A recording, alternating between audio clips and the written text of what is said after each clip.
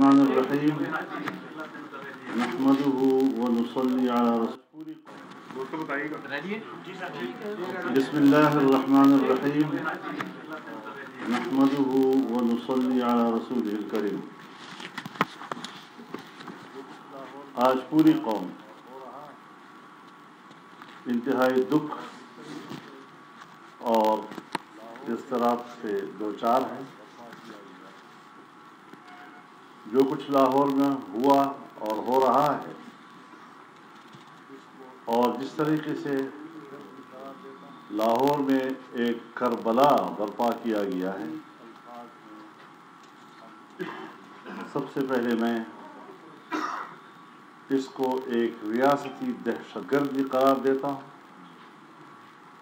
اور شدید الفاظ میں ہم اس کی مذمت کرتے ہیں۔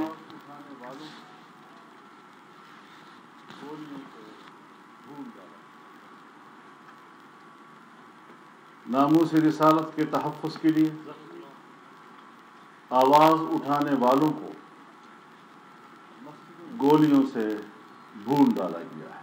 ان پر ہسپتالوں کے دروازے بند کر دیے گئے۔ زخمی اور شہداء مسجدوں میں پڑے ہوئے ہیں۔ ان پر ہسپتالوں کے دروازے بند کر دیے گئے ہیں۔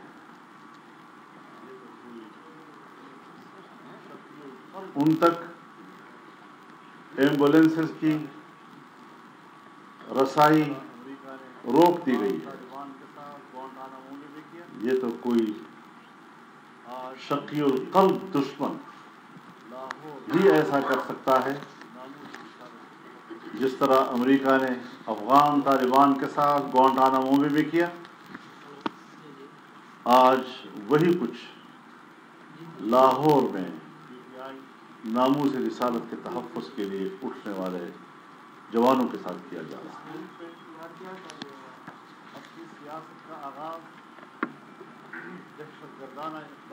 پی ٹی آئی جس نے خود اس ملک میں اپنی سیاست کا آغاز دہشت گردانہ اقدامات کے ساتھ کیا، 126 دن کا مظاہرہ، سپریم کورٹ کی توہین اور پی ٹی وی کی بلڈنگ پر قبضہ، یہ ساری چیزیں اس پاکستان کی تاریخ کا حصہ ہیں۔ جو لوگ ملک کی تذلیل کریں، جو لوگ پاکستان کے عقیدے اور نظریے کی توہین اور نفی کریں، ان کو تو ریاستی پشت پناہی حاصل ہو، لیکن اگر کوئی اس بات پر احتجاج کرتا ہے کہ فرانس میں یا ڈنمارک میں یا یورپ کے کسی ملک پہ جناب رسول اللہ صلی اللہ علیہ وسلم کی توہین کی گئی ہے اور ہم اس پر احتجاج کرتے ہیں، اس کے لیے یہاں پاکستان مذبح خانہ بن جاتا ہے۔ ایک اسلام کے نام پر بننے والا ملک آج اس میں نہ اسلام محفوظ ہے، نہ ناموس رسالت محفوظ ہے، نہ عقیدہ ختم نبوت محفوظ ہے، اور اسی حکومت نے اس ملعونہ کو بیرون ملک بھیجا جو توحید رسالت کی مرتکب ہوئی تھی، اور بڑے فاخرانہ انداز کے ساتھ کہا کہ ہم نے اس کو پاکستان سے باہر بھیج دیا ہے اور اس پہ ہم کامیاب ہیں۔ اس ایجنڈے کے لیے آج عمران خان فرانس کا ہیرو بنا شرم آنی چاہیے۔ جس ایجنڈے کے لیے اور جس ایجنڈے کی تکمیل کے لیے ان کو اقتدار میں لایا گیا، آج وہ چہرے بھی بے نقاب ہو گئے۔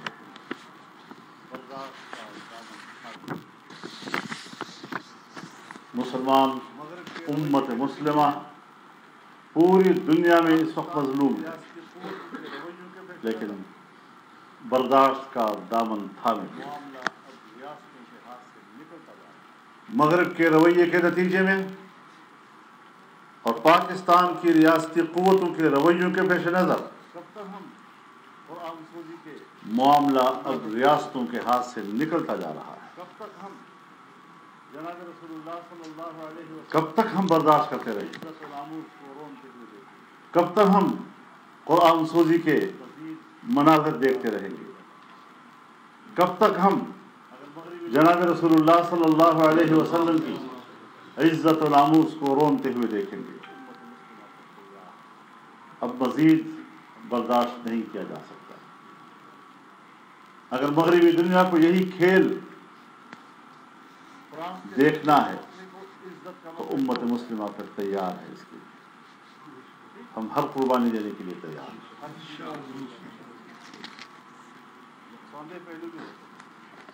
فرانس کے سفیر کا مسئلے کو عزت کا مسئلہ کیوں بنایا گیا؟ ٹھیک ہے، ہر چیز کے کوئی نقصان دہ پہلو بھی ہوتے ہیں، لیکن اگر وہ پاکستان کے 22 کروڑ مسلمانوں کے عقیدے کو رونتا ہے، جناب رسول اللہ صلی اللہ علیہ وسلم کی توہین کا مرتکب ہوتا ہے، تو پھر ان کو معلوم ہونا چاہیے کہ ہمارے نزدیک اپنے رسول اللہ کی عزت و ناموس اول، ہماری زندگیاں بعد میں۔ اگر ہمارے پیغمبر کا ناموس محفوظ نہیں تو ہمیں زندہ رہنے کا کوئی حق حاصل نہیں۔ لہذا میں اعلان کرتا ہوں کہ فرانس کے سفیر کا جانا اب ٹھہر گیا ہے اور اب اس میں مصلحتوں کی کوئی گنجائش باقی نہیں رہی۔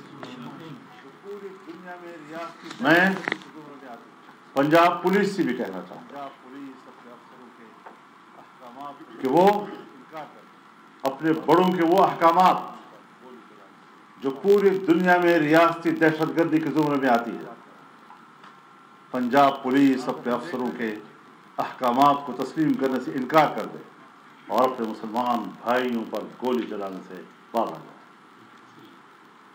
یہ ان کے نجات کا راستہ ہے۔ جو مناظر ہم دیکھ رہے ہیں وہ مناظر ناقابل برداشت ہیں، وہ انسانی مناظر نہیں۔ یہی مناظر جب کشمیر میں ہوں گے تو آپ کہیں گے ہندوستان کی ریاستی دہشت گردی، یہی صورتحال جب فلسطین میں ہوگی تو آپ کہیں گے اسرائیل کی ریاستی دہشت گردی۔ تو پھر اگر پاکستان کی ریاست اور اس کی ریاستی ادارے اور اس کی ریاستی قوتیں اپنی قوم کے اوپر اس طرح گولیاں چلاتی ہیں، بختر بند گاڑیاں ان کے اوپر چڑھاتی ہیں، تو کیا ہم ان کو ریاستی دہشت گردی نہیں کہیں گے؟ حکمران اور ان کے وزراء سن لیں، ہمارے نزدیک پی ٹی آئی اور ان کے وزراء دہشت گرد ہے۔ رسول اللہ کی ناموس کے لیے لڑنے والے یہ دہشت گرد نہیں ہو سکتے۔ کیا حالات پیدا کرنے جا رہے ہیں؟ کیا ارادے ہیں تمہارے؟ ہم اس ملک میں غیر آئینی حکمرانی تسلیم نہیں کریں گے، ہمیں آج تک بھی نہیں۔ لاہور میں یزید کی یزیدیت نے جو کربلا نافذ برپا کی ہے، آج وہ بے نقاب ہو گئے ہیں۔ ہم مطالبہ کرتے ہیں کہ جو معاہدات ان کے ساتھ ہوئے ہیں، ان معاہدات کے فریق کون ہیں، ان معاہدات کی عبارت کیا ہے، ان معاہدات کے نکات کیا ہیں، ان معاہدات پر دستخط کرنے والے کون ہیں، یہ ساری تفصیل پارلیمنٹ میں لائی جائے، عوام کے سامنے لائی جائے۔ دہشت گرد کے ساتھ معاہدہ کرنے والا بھی تو دہشت گرد ہی کے زمرے میں آئے گا نا۔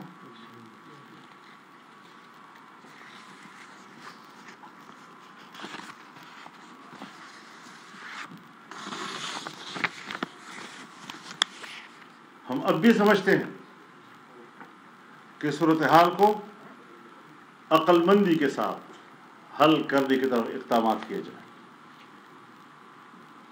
ہر چند کے مسئلہ جذباتی ہے، ہر چند کی ریاست کی طرف سے ظلم ہوا ہے، لیکن ہم پھر بھی سمجھتے ہیں کہ اب بھی وقت ہے مسئلے کو سنبھال لو۔ لیکن ساتھ ساتھ میں یہ واضح اعلان کرنا چاہتا ہوں کہ اگر ٹی ایل پی کے شہداء کے جنازے اور ان کے زخمی اسلام آباد کی طرف روانہ کیے گئے تو ہم ان کے ساتھ ہوں گے انشاءاللہ۔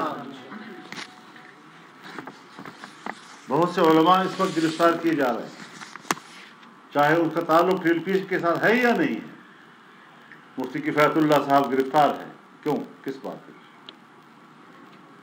کسی نے بیان دے دیا ان کے حق میں، ہمارے ہی کارکنوں کو گرفتار کیا جا رہا ہے۔ بابا ہمیں ہاتھ مت ڈالو، مشکل ہو جائے گا تمہارے لیے۔ ہم زندہ لوگ ہیں، ہم میدان کے لوگ ہیں، اور تم جیسے لوگوں کے ساتھ میدان میں جھپٹنا جانتے ہیں۔ ہم نے ہمیشہ امن اور نظم و ضبط کا مظاہرہ کیا ہے۔ ہم نے 14 ملین مارچ کیے، آزادی مارچ کیا۔ ہم نے دنیا کو بتا دیا کہ مذہبی لوگ کس قدر منظم ہوتے ہیں اور کس قدر وہ پاکستان کے امن کی حفاظت کرتے ہیں۔ لیکن شاید آپ کو مذہبی لوگوں کی امن پسندی قبول نہیں ہے۔ آپ ہر قیمت پر دنیا کے سامنے مذہبی دنیا کا ایک تصویر پیش کرنا چاہتے ہیں جیسے بڑے دہشت گرد لوگ ہیں۔ آج بھی جو تم نے کیا ہے لاہور میں، تم نے امریکہ اور مغربی دنیا کے سامنے مذہبی لوگوں کی ایک تصویر رکھنے کی کوشش کی ہے۔ لیکن ہم نہ پہلے دن سے مروب ہیں اس فلسفے سے، نہ آج مروب ہیں۔ ہم بڑے خودداری اور خود اعتمادی کے ساتھ اس ملک میں سیاست کر رہے ہیں، اور ہم بڑے دو ٹوک الفاظ میں آپ کو کہتے ہیں کہ تم دہشت گرد، اور انشاءاللہ آپ کے خلاف یہ جنگ پہلے دن سے شروع ہوئی ہے، اب تک جاری ہے، اور انشاءاللہ تمہارے اقتدار کا دھر تختہ ہونے تک یہ جنگ جاری رہے گی۔ مغربی دنیا سے اختلاف کو ہم جانتے ہیں، مغربی دنیا بھی جانتی ہے کہ مسلمان ایک قوم ہے، مسلمان ایک امت ہے، مسلمان اپنی ترجیحات رکھتے ہیں، امت اپنی ترجیحات رکھتی ہے، اور جہاں پر بھی جناب رسول اللہ صلی اللہ علیہ وسلم کی ناموس کا تصور ہوگا اور ناموس کا مسئلہ آئے گا، مسلمان سب کچھ لٹا دے گا۔ مولانا، ختم نبوت کے ساتھ ساتھ مذہبی جو فورسز ہیں، مذہبی جماعتیں ہیں، ان کو کچلنے کے لیے یہ ظاہر ہے یہ تو ایجنڈا ہے پہلے دن سے۔ 9/11 کے بعد مسلم دنیا کی ریاستوں کی بھی یہی ڈیوٹی لگائی گئی ہے کہ اپنے اپنے ملک کے مذہبی حلقے اور دینی حلقے کو کچل ڈالو، لیکن انشاءاللہ وہ نہیں ہے، مشرف نہیں ہے، اور ہم ہیں۔ مولانا، آپ سمجھتے ہیں کہ زرداری صاحب اور نواز شریف صاحب یہ سب بھی انہی نکات پہ آپ کے پیچھے چلیں گے، اور کوئی ایسی چیز جو بیرونی دنیا کی ہے وہ اس سے مروب نہیں ہوگی، یا صرف مذہبی جماعتیں اکٹھے ہوں گی؟ میں اس وقت متحدہ مجلس امن کے پرد حرم سے گفتگو کر رہا ہوں اور اپنا نقطۂ نظر دے رہا ہوں۔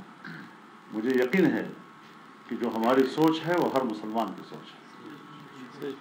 اس سوچ سے اختلاف اگر کر سکتا ہے تو یا پی ٹی آئی کر سکتی ہے یا اس کے سرپرست کر سکتے ہیں۔ مولانا صاحب ایک طرف سے تو کہا جاتا ہے کہ ان کے بیان نہ چلائیں، اور دوسری طرف سعد رضوی صاحب کے زور دیا جاتا ہے میڈیا پہ کہ ان کا بیان چلائیں، تو اس پہ کیا کہیں گے سر؟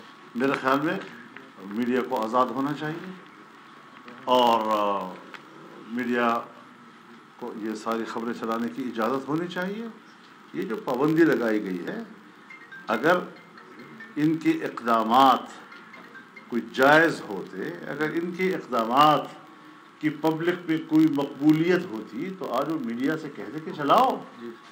یہ منہ دکھانے کے قابل نہیں ہے، عوام سے منہ چھپانے کے لیے انہوں نے میڈیا پر پابندی لگائی ہوئی ہے کہ آپ نے یہ مناظر نہیں دکھانے۔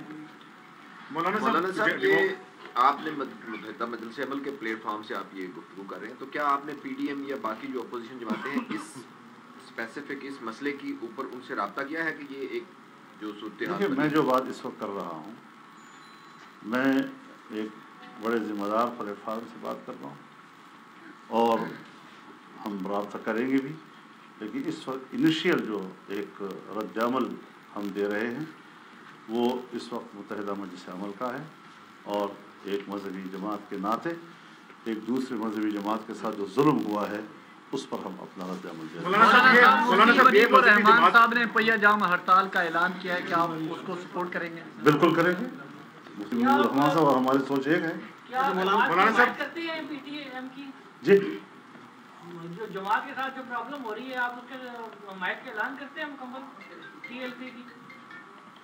مولانا صاحب سے میرا سوال یہ ہے، مولانا صاحب میرا سوال یہ ہے کہ یہ لوگ سیاست میں نہیں تھے، اچانک ایک سیاسی جماعت بنی، اس کو الیکشن لڑایا گیا اور اب اس پہ اچانک سے پابندی لگوا کے میں کسی جماعت کے داخلی معاملات، اس کی تنظیم، اس کے قیام، اس کی تسلسل سے کوئی تعلق نہیں، لیکن جس کے ساتھ بھی پاکستان کے ایک جمہوری ماحول میں اس قسم کا واقعہ ہوگا جس طرح لاہور میں کل سے ہو رہا ہے تو پھر اس پر مولانا ایک سوال یہ بھی کیا جا رہا ہے کہ یہ جو آج کا واقعہ ہے، اسپیسیفک آج کا واقعہ، یہ ختم نبوت کے ساتھ لنک تو کیا جا رہا ہے لیکن یہ سعد رضوی صاحب کی گرفتاری کے خلاف ہے، بیسیکلی یہ ایک سوال ڈسکس کیا جا رہا ہے۔ اب ظاہر ہے کہ اس قسم کے اقدامات میں جب لوگوں کو آپ گرفتار کریں گے، جب لوگوں پر گولیاں چلائیں گے تو اس کا پیچھے کوئی سبب ہوگا، کوئی وجہ تو ہوگی۔ اس طرح تو نہیں ہے کہ آپ کسی کو بسرا راہ سے بھی جاتے ہوئے قتل بھی کر دیں اور اس کو لاش بھی کھینچ لیں، اور مولانا صاحب ضرور اس کے پیچھے کوئی مقاصد۔ دیکھیے آپ جمہوریت کی بات کرتے ہیں اور ابھی آپ نے کہا کہ جمہوری جہاں پر یہ بات کی جائے گی تو ہم ان چیزوں کی مذمت کریں گے۔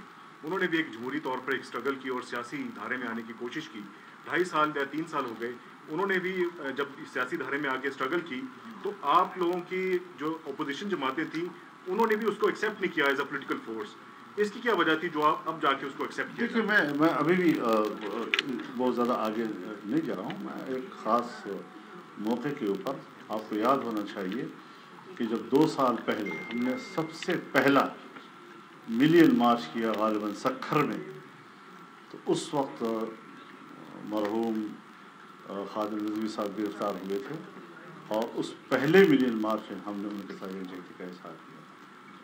یہ نہیں ہونا چاہیے، اختلاف کیا جا سکتا ہے، اس کے مقاصد کیا ہے اس سے آپ کا اتفاق ہے یا نہیں ہے، لیکن اگر ایک ملک کے اندر پی ٹی ایم جیسی قوم پرست، انتہا پسند، دہشت گرد تنظیمیں پنپ سکتی ہیں تو پھر ایک مذہبی جماعت کے لیے یہ گنجائش کیوں نہیں ہے؟ کیا انہیں پی ڈی ایم میں شامل ہونے کی دعوت دی تھی آپ نہیں، ایسی یا جو آپ فری اینڈ فیئر الائنس بنایا گیا تھا؟ سوال پہ سوال اچھا مولانا آج کون کون شریک ہوئے مشاورت کی آپ نے کی جماعتیں؟ مہربانی، آپ کو میں دروازے سے باہر سوال کرنا